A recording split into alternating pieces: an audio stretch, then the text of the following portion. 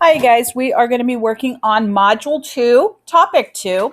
Module 2, Topic 2 is all the trig section. One of my favorites. I love doing trig. One of the ways you can remember trig is either by sine equals opposite over hypotenuse and doing this one. I've also had students write it this way, SOHCAHTOA, or this way.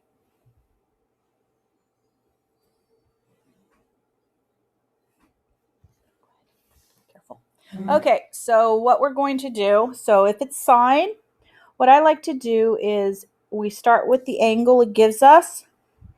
If you go across, that's your opposite. Hypotenuse is always going to be the longest side, but it's always across from the right angle. Okay, it's always going to be those. Next one, always start, so that's sine, cosine. If you start from here, that's opposite, but we don't want that one. We know it's hypotenuse, and then whatever side left over is adjacent.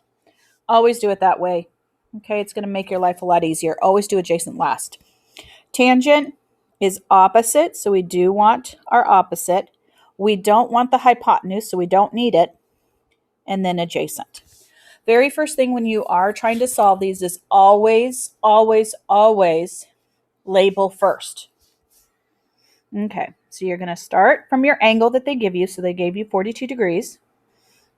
Label opposite, hypotenuse, which is across from the right angle, and adjacent. We don't have any number next to the adjacent, so I'm crossing it off. So I have O and H, and if you look over here, O and H is sine. So I'm going to go sine 42 equals your opposite over your hypotenuse. And whenever x is on top, you're just going to cross multiply. So x times 1 is x, is 10 times sine 42. Put it in your calculator. Make sure, if you're doing that on your phone, make sure it's in degrees, not radians, or any calculator. And if you're doing it on your phone, you have to do 42 sine and then times 10. So calculators are not always the easiest because you have to do it backwards. I love my classroom calculator because as soon whatever I put in, whatever I see, I put it in, and I get 6.69. Okay, and there's your answer. Now if we go on to the next one, same thing. Start here, opposite, hypotenuse, adjacent. We have nothing by the opposite, so I'm crossing it off. I have A and H. Sorry, that's my daughter in the background if you hear her. A and H is cosine. So we're going to go cosine 30 is adjacent over hypotenuse. So now when x is on the bottom, you could do cross multiplying, but there's also a shortcut where you could just switch the x and the cosine 30. And that's what I'm going to do. And if you're doing this on your phone, you're going to need to find out what cosine 30 is, write it down, and then go 6 divided by that number. But if you have a scientific calculator, just write it exactly as you see it. And we're going to see this one is 6.928. So I'm going to say 6.93. Now, if you do on the test and on the quizzes, I am going to look to see how close you are with. If you're within a point or a number or two, you're going to be fine. Okay. Now, missing angles. So the other one was if we were trying to find a missing side. Missing angles, we are going to be doing the sine inverse or cosine inverse, tangent inverse. It's all going to be the same thing. We're going to set it up exactly the same. So start from the angle they give you. So this is going to be our opposite, hypotenuse, adjacent. Sorry, I forgot the right angles in there. And we don't have anything by the hypotenuse, so I'm crossing it off. I have O and A. That means I'm going to do the tangent. So I'm going to go tangent x is equal to my opposite over my adjacent. Now we want to get x by itself, and the only way we can get x by itself is if I say tan to the negative 1 on both sides. This is a step you can cross off later, but I want to show you how you actually get it.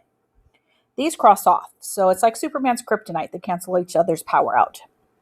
So we get x equals tangent negative 1, 15 over 17. And if you're going to do this on your phone, turn it sideways, and you want the second button. Once you put the second button, then it will show up as sine inverse, tangent inverse, all that. Other calculators, you just push the second button and you get it. And with angles, we always want to round to the nearest degree. So this one is 41.4, which is just 41 degrees. All right, next one. As you guys can tell, I do like colors. And we're going to start from the angle. We have your opposite, hypotenuse, adjacent. Remember, adjacents are always last. Nothing's by your adjacent. That's gone. We have O and H, which means sine. Sine x, because we don't know what it is your opposite of your hypotenuse. And we want to get rid of sine, so we have to do sine inverse. And x equals sine negative 1 of your opposite over your hypotenuse. Plug it in to your calculator, which I'm doing. And I get 18.55. And if it's a 0.5 or higher, you're going to round it. So 19 degrees. The last one is we want to find this. They're just using a different symbol. It means theta. Think of it as like x. So just similar to what we just did. So tangent x equals 4 over 5. Okay, and we're going to do tangent negative 1. We're going to get x equals tangent negative 1, 4 over 5. And we're going to get x is equal to 38.6598, and can go on. But if it's 0.5 or higher, round it up. So it's 39 degrees. Now make sure you review these. You might have some word problems on there, but as long as you can draw the picture on a piece of paper and then start working on it from there, you should be able to do really good. So this chapter is pretty small, or the section's pretty small. Review this, take the quiz. Good luck.